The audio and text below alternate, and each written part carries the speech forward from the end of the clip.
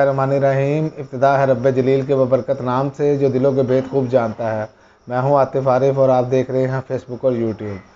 नाज़रीन, आज हम बात करेंगे कि दुनिया भर में जो जदीद ग़ुलामी है उस पर इंटरनेशनल लेबर ऑर्गेनाइजेशन ने एक रिपोर्ट जारी की है। उस पर मैं आपको बताता हूं कि दुनिया भर में 5 करोड़ अफराद जो है वो ग़ुलामी की ज़िंदगी बसर कर रहे हैं, जिसमें से 2 करोड़ 80 लाख अफराद जबरी मजदूरी की मद में और 2 करोड़ 20 लाख अफराद जबरी शादियों में फंसे हुए हैं।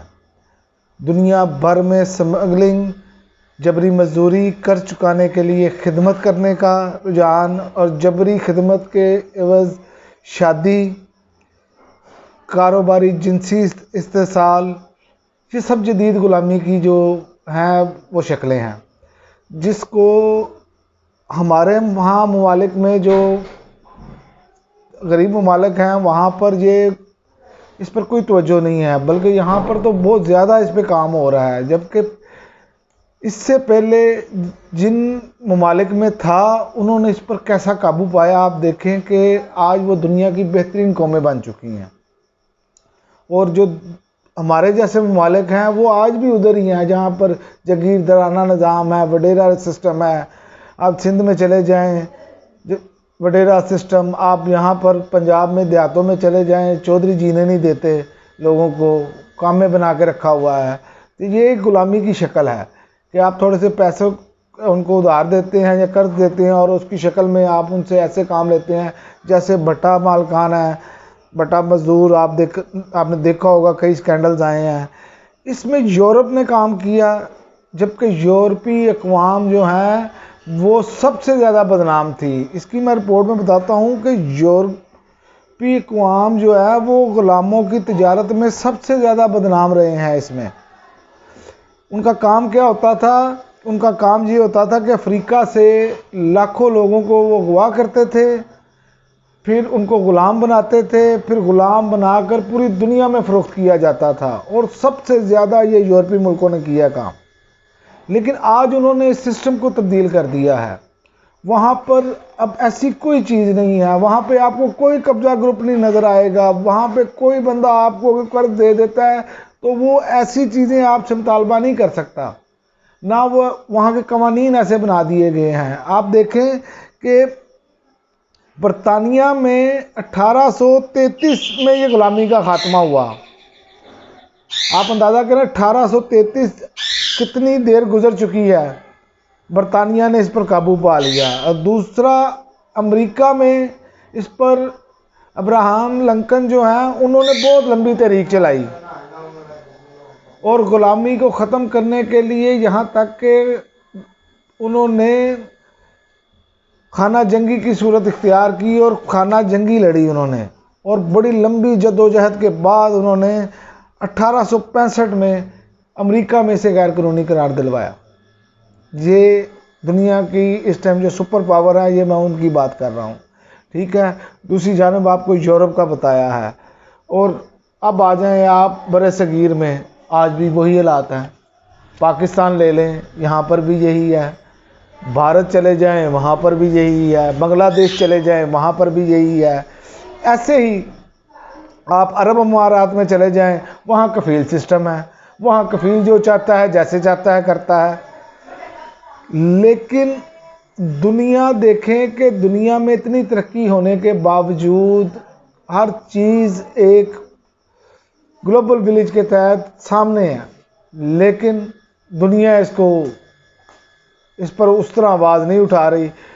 सिर्फ उन लोगों को उन ममालिक को टारगेट किया जाता है, अमेरिका में भी, यूरोप में भी, यूरोपियन ममालिक भी, कि जिनसे उनको कोई मफाद हासिल करना हो, इसके अलावा नहीं।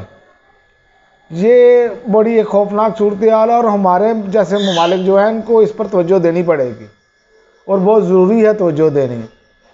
तो ये इंटरनेशनल लेबर ऑर्गेनाइजेशन की रिपोर्ट थी जो मैं चाह रहा था कि आप तक पहुँचे कि आज की दुनिया में भी अब क्या हो रहा है। और दूसरी जानिब एक और अक़वाम मुत्तहिदा ने रिपोर्ट जारी की है, मैं वो भी आपको बता दूं, वो है अफ़गानिस्तान पर।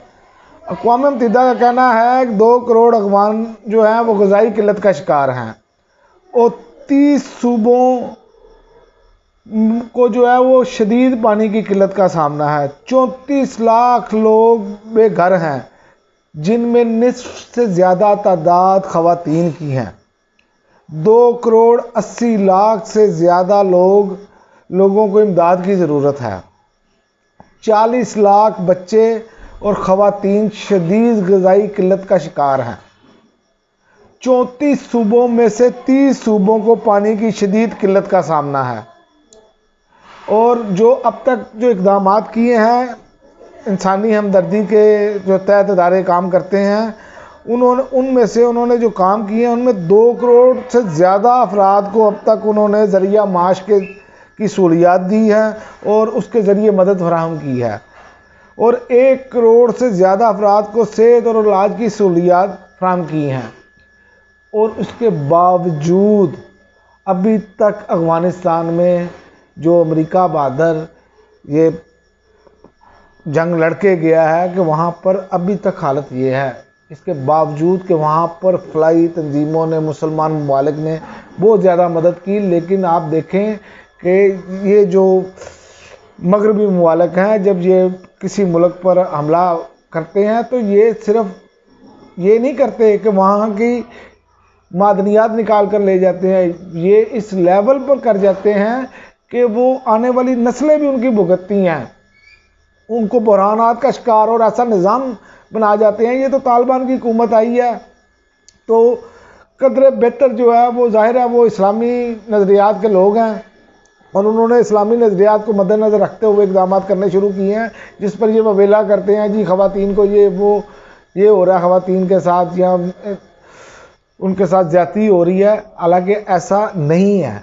कोई एक आध वाक़या अगर पेश आ जाता है तो उसको पूरा यूरोप सर पे उठा लेता है, लेकिन हकीकत ये है ये सब नीटो ममालिक और अमेरिका का किया जा रहा है। जो आज अफ़गानिस्तान में ये सूरत हाल है, ये अक़वाम मुत्तहिदा ने रिपोर्ट जारी की है, जबकि तालिबान को आए तो आपके सामने है कितना टाइम हुआ है उनकी बाकायदा हुकूमत आए। उससे पहले तो अमेरिका बहादुर 1 दिहाई पूरी कब्ज़ा करके और मगरबी ममालिक उसके तादी जो हैं वो करके बैठे रहे हैं। और आपकी इनके चेहरे देख लें इन ममालिक के, जो सबसे ज़्यादा मीडिया बार खेलते हैं और लोगों को बताते हैं कि हम बहुत अच्छे इक़दाम कर रहे हैं। और अफ़गानिस्तान में जो इन्होंने इक़दाम किया वो आज अक़वाम मुत्तहिदा की रिपोर्ट जो थी उसको मैंने पढ़ा और देखा, मैंने सोचा आप तक पहुंचाऊं ताकि इनका असली चेहरा आपको पता चले।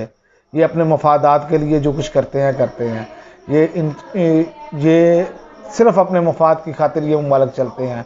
इनको इससे कोई सरोकार नहीं है कि कौन सा मुल्क गरीब है, वहाँ पे क्या ज़रूरत है, सिर्फ़ इनका मफाद होना वहाँ पे ज़रूरी है। अब तक के लिए नाज़रीन इतना ही, इजाज़त दीजिए। अल्लाह हाफ़िज़।